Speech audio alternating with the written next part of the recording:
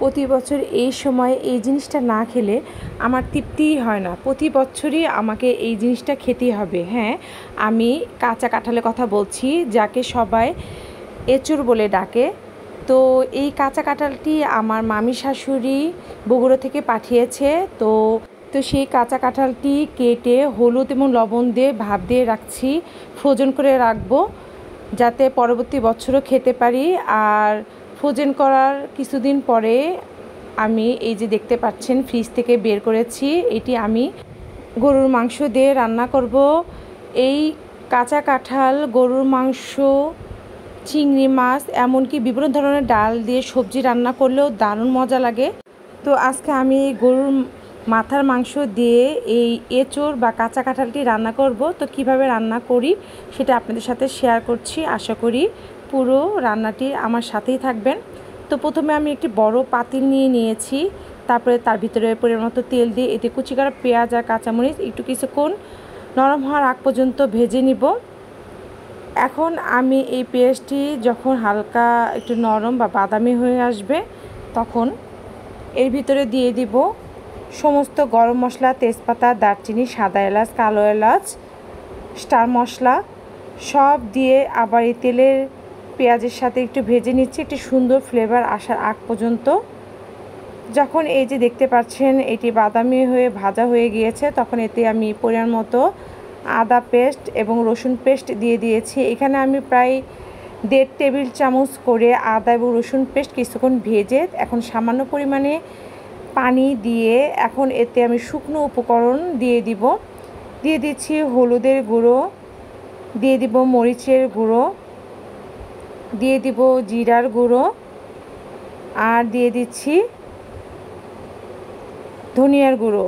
এখানে ঝাল এবং লবণটা যার যার টেস্ট অনুযায়ী দিয়ে দিবেন, আর দিয়ে দিয়েছি লবণ।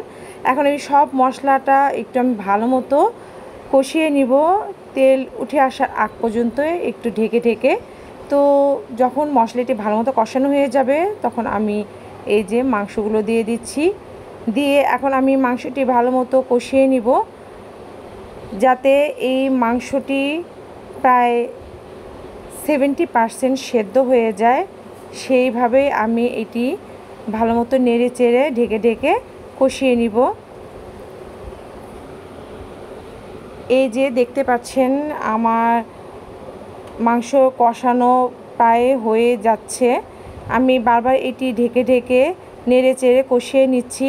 আর যেহেতু কাঁঠাল দেওয়া হবে, সেই কারণে মাংসটা একটু ভালো মতো কষিয়ে প্রায় 70% বা 80% সেদ্ধ করে নিতে হবে, কারণ কাঁচা কাঁঠাল ভাপ দেওয়া আছে আর এটি প্রায় সেদ্ধ করা, তো এটি রান্না করতে বেশি সময় লাগবে না। এখন এই পর্যায়ে আমি ভাপ দেওয়া কাঁচা কাঁঠালগুলো দিয়ে আবার মাংসর সাথে কিছুক্ষণ নেড়ে চেড়ে নিচ্ছি। নিয়ে এখন আমি আবার এটি 5 মিনিট একটু কষিয়ে নিব, যাতে করে মশলাটি কাঁচা কাঁঠালের ভিতরে ঢোকে। এই যে দেখতে পাচ্ছেন আমি বারবার নেড়ে চেড়ে এটি মিশিয়ে নিচ্ছি। যখন এটি কষানো হয়ে যাবে, তখন এতে আমি পর্যাপ্ত পরিমাণে পানি দিয়ে দিব। আর কাঁচা কাঁঠাল কিন্তু খেতে দারুণ লাগে। এইটি এক ধরনের মাংসর টেস্ট আনে। অনেকেই কাঁচা কাঁঠালকে মাংস অল্টারনেটিভ হিসাবে খায়। শেখ হাসিনাও একে মাংসর অল্টারনেটিভ হিসেবে খেতে বলেছে। আর কাঁচা কাঁঠাল তো আমার খুবই পছন্দ, বছরে একবার হলো আমি কাঁচা কাঁঠাল খাওয়ার চেষ্টা করি যাতে খেতে পারি। তো এই যে দেখতে পাচ্ছেন আমার মাংস রান্না প্রায় হয়ে গিয়েছে। তো মাংস রান্নার লাস্ট পর্যায়ে আমি ভাজা জিরার গুঁড়ো আর গরম মশলার গুঁড়ো দিয়ে আবার নেড়ে চেড়ে নিচ্ছি, এতে করে সুন্দর ফ্লেভার আসে এবং খেতেও ভালো টেস্ট হয়। যে আমি নেড়ে চেড়ে ভালো মতো মিশিয়ে নিচ্ছি। আর দেখতেই পাচ্ছেন এটা কতটা লোভনীয় হয়েছে। এটি কিন্তু দারুণ মজা লাগে। আপনারা এভাবে করে অবশ্যই রান্না করে খাবেন। তো আমার রান্না প্রায় হয়ে গিয়েছে। তো নামানোর আগ মুহূর্তে আমি একটু বাগার দিয়ে দেব। এখানে আমি পেঁয়াজ এবং রসুন তেলের ভিতরে বাদামি করে ভেজে নিয়েছি। নিয়ে এখন আমি এই কাঁঠাল মাংসের তরকারির মধ্যে দিয়ে দিলাম, দিয়ে আবার একটু নেড়ে চেড়ে নিচ্ছি, এতে করে সুন্দর একটা ফ্লেভার এবং সুন্দর একটা মজার টেস্ট আসবে। দিয়ে আবার একটু নেড়ে চেড়ে নিচ্ছি।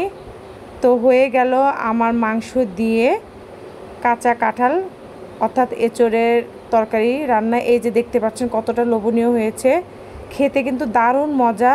গরম গরম ভাতের সাথে বা রুটির সাথে বা পরোটার সাথে আপনারা এভাবে করে রান্না করে খেতে পারেন। তো আজই এই কাঁচা কাঁঠালের তরকারিটি ট্রাই করবেন আশা করি। আল্লাহ হাফেজ।